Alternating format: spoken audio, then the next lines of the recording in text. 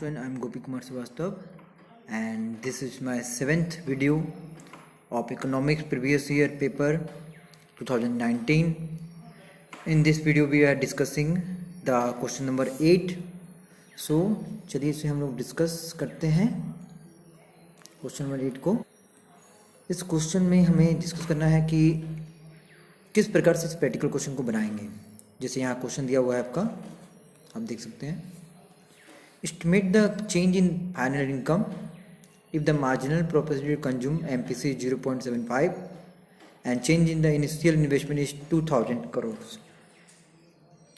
मतलब आपको यहाँ पे इन्वेस्टमेंट के बारे में दे दिया है, आपको यहाँ पे MPC के बारे में दे दिया है, आपको चेंज इन इनकम निकालना है। आपके पास चेंज इन इनकम नहीं है।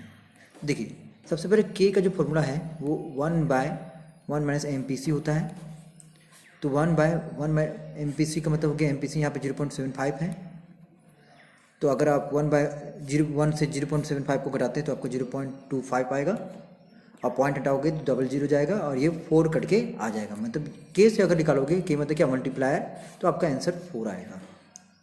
इससे पहले वाले वीडियो में हमने डिस्कस किया था कि मतलब ये मल्टीप्लायर हो गया और ये जो है हमारा शॉर्ट रन इक्विलिब्रियम जो एडी है उसके बाद जो चैप्टर होता है उसके बाद आता है। तो यहाँ से हमने के निकाल लिया और के का एक और फॉर्मूला होता है डेल्टा वाई व डेल्टा आई।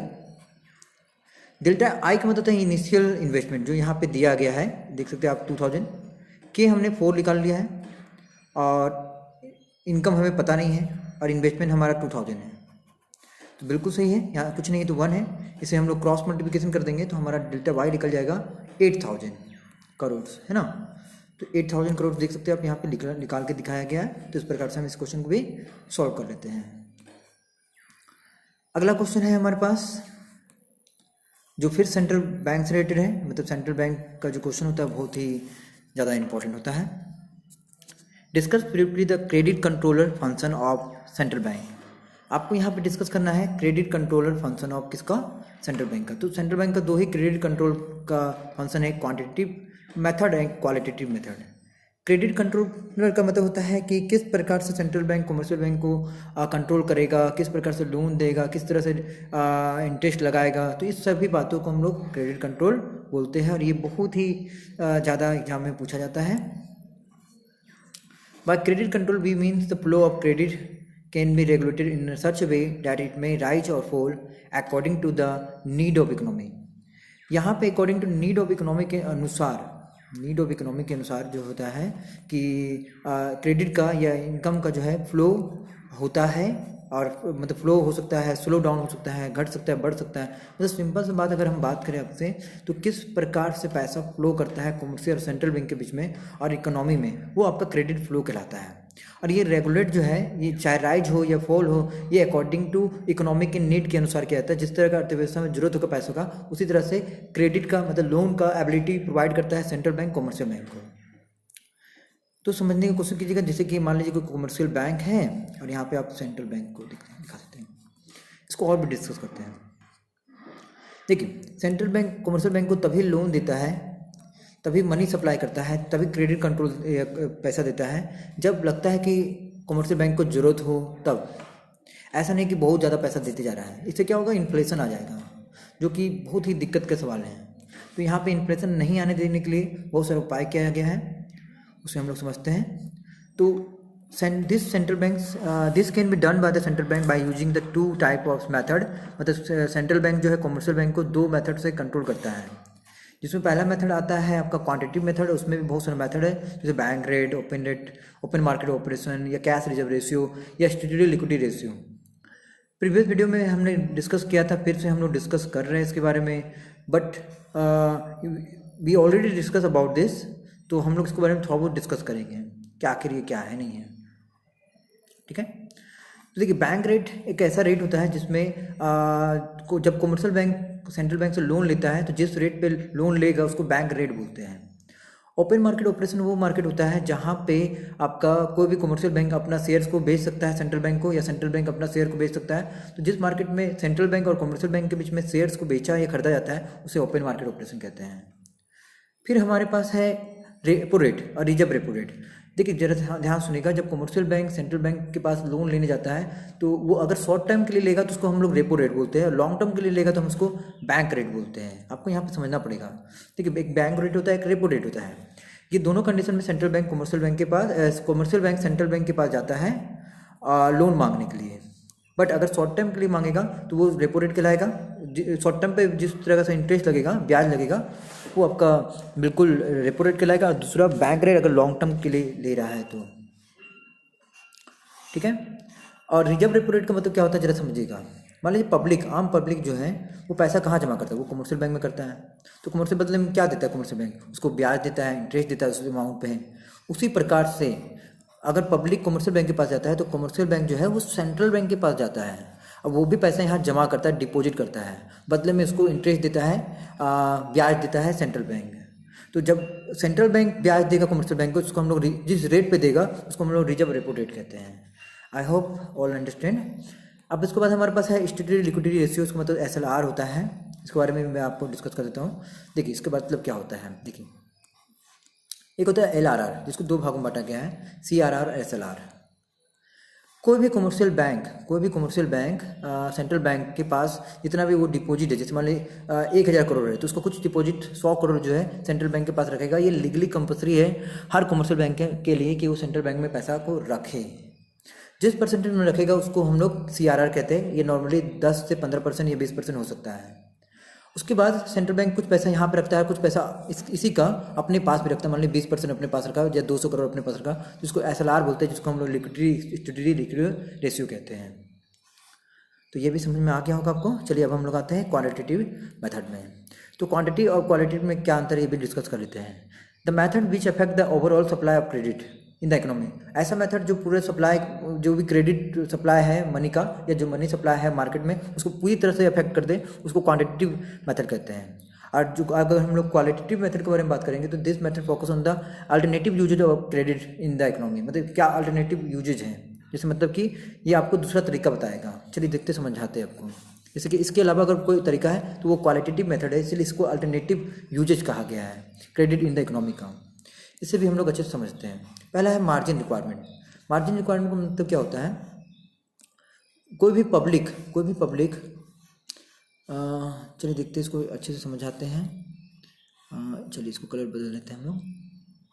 चलिए ओके कर देते हैं। हाँ देखिए, कोई भी अगर पब्लिक अगर लोन लेने जाता है कमर्शियल बैंक के पास, तो कमर्शियल बैंक उससे बेसिकली सिक्योरिटी मांगता है। सिक्योरिटी मतलब कुछ एसेट्स गिरवी रखना, मतलब मॉर्गेज रखना। तो उसके बिना तो वो लोन देगा नहीं इसको। अगर ये 10 लाख लेने आया है तो बिल्कुल सिक्योरिटी हमेशा इससे ज़्यादा ही होता है, 15 लाख हो सकता है, 20 लाख हो सकता है। तो अगर सिक्योरिटी बहुत ज़्यादा होगा तो ये डिस्करेज करेगा बोरोवर को, मतलब बोरोवर मतलब कि जो लोन लेने आया वो लोन लेगा नहीं। पर अगर सिक्योरिटी कम रहेगा तो ये डेफिनेटली जो पब्लिक है ये लोन लेना चाहेगा। तो जो डिफरेंट है लोन अमाउंट में और सिक्योरिटी के अमाउंट में, उसको हम लोग मार्जिन रिक्वायरमेंट कहते हैं। जैसे कि आपने 10 लाख लोन लेने गया और जो बैंक है वो आपको बिल्कुल सिक्योरिटी जो है उससे ज़्यादा मांग रहा है, जैसे कि मांग रहा है 15 लाख रुपया, तो वो आपका मार्जिन रिक्वायरमेंट कहलाएगा। ठीक है। उसी प्रकार से हम लोग आते हैं यहाँ पे अगला जो टॉपिक हमारा है rationing of credit. Rationing of credit का मतलब होता है जब हम लोग समझ के समझदारी से किसी तरह से, या सेंट्रल बैंक या कमर्शियल बैंक समझदारी के अनुसार, इकोनॉमी के कंडीशन के अनुसार अगर लोन प्रोवाइड करता है सेंट्रल बैंक कमर्शियल बैंक को और कमर्शियल बैंक पब्लिक बैंक को, तो उस तरह से वो रेशनिंग क्रेडिट कहलाता है। रेशनिंग क्रेडिट का मतलब ये भी हो गया कि मतलब कि उन लोगों को पैसा देना या उन लोगों को लोन देना जिसको सबसे ज़्यादा ज़रूरत है, या समझदारी के साथ पैसा देना।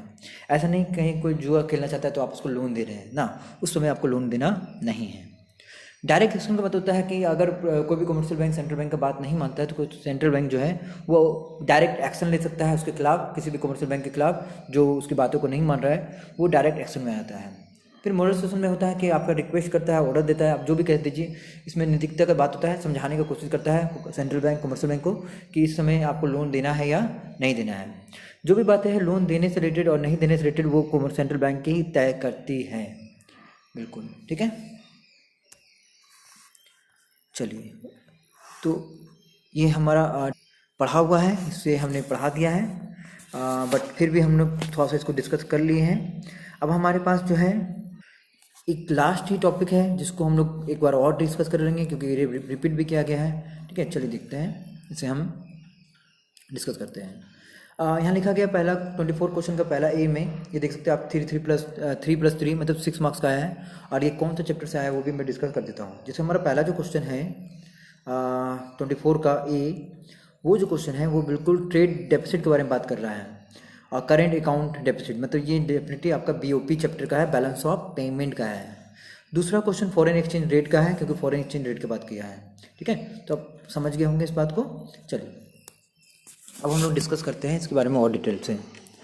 आखिर ट्रेड डेफिसिट क्या है and the current account deficit क्या है, ये दोनों में डिफरेंट क्या है। आपको बता दें, आप कितनों बुक पढ़ लीजिए, अगर आपको क्वेश्चन के बारे में नॉलेज नहीं है तो आप अच्छे से प्रकार से नहीं लिख सकते हैं। तो आपको अच्छे से प्रकार से क्वेश्चन को लिखने के लिए आपको क्वेश्चन का नॉलेज भी होना बहुत ज़रूरी है। जैसे यहाँ पर लिखा है, discuss briefly the concept of distribute between trade deficit and the current deficit. सबसे पहले हम लोग आते हैं ट्रेड डेफिसिट की ओर। क्या आखिर ट्रेड डेफिसिट क्या है? Trade deficit is the situation where the export of goods are less than import of goods. देखिए समझिएगा, यहाँ पे ट्रेड डेफिसिट का मतलब लिखा है, डेफिसिट का मतलब नुकसान।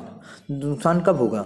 जब आपका एक्सपोर्ट कम रहेगा। किससे कम रहेगा? तो इंपोर्ट से कम रहेगा। जैसे मैंने बाहर से अपने एक्सपोर्ट ज़्यादा कर लिया, ठीक है, सॉरी एक्सपोर्ट कम किया, जैसे एक्सपोर्ट आप कम किए जैसे कि 100 करोड़ किए, और इंपोर्ट जो है आपने 200 करोड़ कर लिया, 200 करोड़ कर लिया, तो डेफिनेटली आपको नुकसान हो जाएगा, क्योंकि इंपोर्ट के अनुसार पैसा भारत से क्या होगा? जाएगा। एक्सपोर्ट से आता है और इंपोर्ट से जाता है, तो एक्सपोर्ट कम रहेगा और इंपोर्ट ज़्यादा रहेगा, तो ट्रेड डेफिसिट को दिखाता है। जैसे मैं आपको और भी सिचुएशन समझाता हूँ। जैसे जो ट्रेड डेफिसिट है उसका एक ट्रेड सरप्लस भी होता है। ट्रेड सरप्लस, सरप्लस मतलब क्या? फ़ायदा। उसमें एक्सपोर्ट ज़्यादा रहेगा और इंपोर्ट क्या रहेगा? कम रहेगा, तो ये आपका ट्रेड सरप्लस रहेगा। वही अगर इंपोर्ट ज़्यादा रहेगा तो ये ट्रेड डेफिसिट कहला जाएगा, और दोनों बराबर रहेगा तो वो बैलेंस ट्रेड कहला जाएगा। तो इस प्रकार से 3 प्रकार का ट्रेड होता है।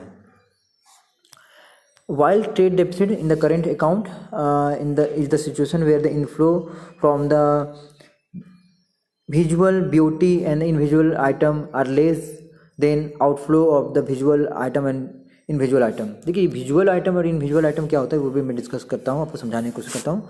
देखिए करेंट अकाउंट जो होता है ना, समझने की कोशिश कीजिएगा।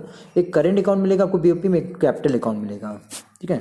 करेंट अकाउंट में जो पहला पॉइंट होगा वो विजुअल अकाउंट को लेकर होता है, विजुअल आइटम को लेकर। विजुअल आइटम को मतलब क्या होता है मैं बताता हूँ। देखिए सबसे पहले हम लोग को कैपिटल अकाउंट तो डिस्कस करना नहीं है, हम लोग को सिर्फ करेंट अकाउंट डिस्कस करना है।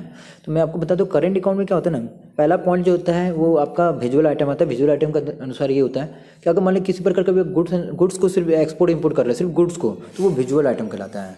और इससे हम लोग BOT भी कहते हैं, बैलेंस ऑफ ट्रेड, ठीक है।